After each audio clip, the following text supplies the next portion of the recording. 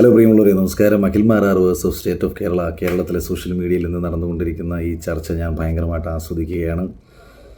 ആലോചിച്ച് നോക്കൂ, ഇത്രയും ആൾക്കാർ ഒരാൾക്കെതിരെ അറ്റാക്ക് നടത്തുമ്പോൾ ആ ആൾ ഞാനും ആരും ആയിക്കോട്ടെ, എനിക്ക് എന്ത് രസമാണത്. അത് കണ്ടുകൊണ്ടിരിക്കാൻ എന്ത് രസമാണ്.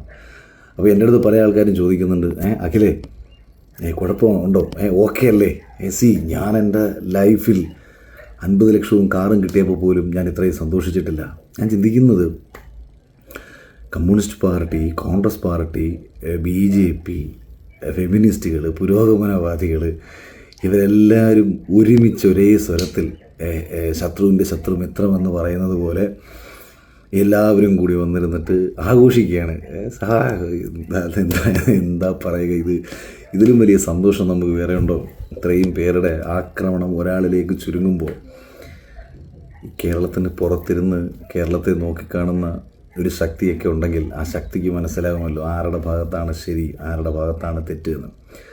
അപ്പോൾ അതുകൊണ്ട് തന്നെ എൻ്റെ കോൺഫിഡൻസ് വർദ്ധിക്കുകയാണ്, എനിക്ക് ഭയങ്കര സന്തോഷം തോന്നുകയാണ്. ഇത്രയും നാളും ഞാൻ ചിന്തിച്ചിട്ടുണ്ട്, നമ്മളെവിടെ വരെ വളർന്നു എന്ന് ചോദിക്കുമ്പോൾ ഇതാണ് വളർച്ച. കേരളം മുഴുവൻ എതിർക്കത്തക്ക രീതിയിൽ ഞാൻ വളർന്നു എന്നതാണ് എൻ്റെ ഏറ്റവും വലിയ വളർച്ച എന്ന് ഞാൻ വിശ്വസിക്കുന്നു. കാരണം ഞാൻ നാളിതുവരെ ഒരു രാഷ്ട്രീയ നേതാവിനെയും നിങ്ങൾ ഈ രീതിയിൽ ചോദ്യം ചെയ്ത് കണ്ടിട്ടില്ല.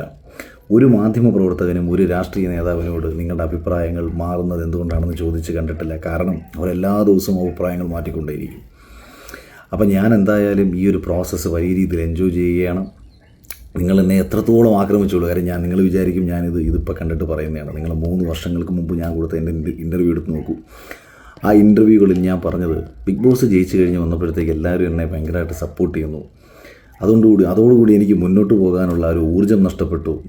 എനിക്ക് ഒരു താല്പര്യം, അതായത് ലൈഫിൽ ഞാൻ ഭയങ്കരമായിട്ട് ഒതുങ്ങിപ്പോയിട്ടുണ്ടോ എന്നൊരു ശീലം. ഇപ്പം ഞാൻ ചാർജായി. എനിക്കെന്താ അറിയാൻ പറ്റാത്തൊരു സന്തോഷമാണ് സത്യം പറഞ്ഞാൽ തോന്നുന്നത്.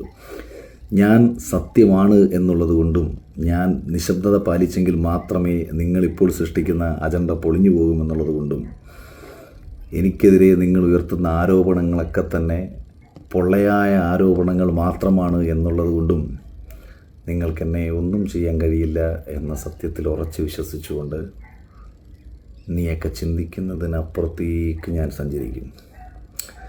നീയൊക്കെ ചിന്തിക്കുന്നതിനപ്പുറത്തേക്ക് ഈ പ്രകൃതി എന്നെ എത്തിക്കും. ഇതെൻ്റെ വാക്കല്ല, പ്രകൃതി എനിക്കായി മാറ്റിവെച്ചേക്കുന്ന, പ്രകൃതി എനിക്കായി കാത്തു സൂക്ഷിച്ചേക്കുന്ന വലിയ സ്ഥാനങ്ങളിലേക്കുള്ള എൻ്റെ യാത്രയുടെ തുടക്കം മാത്രമാണ്.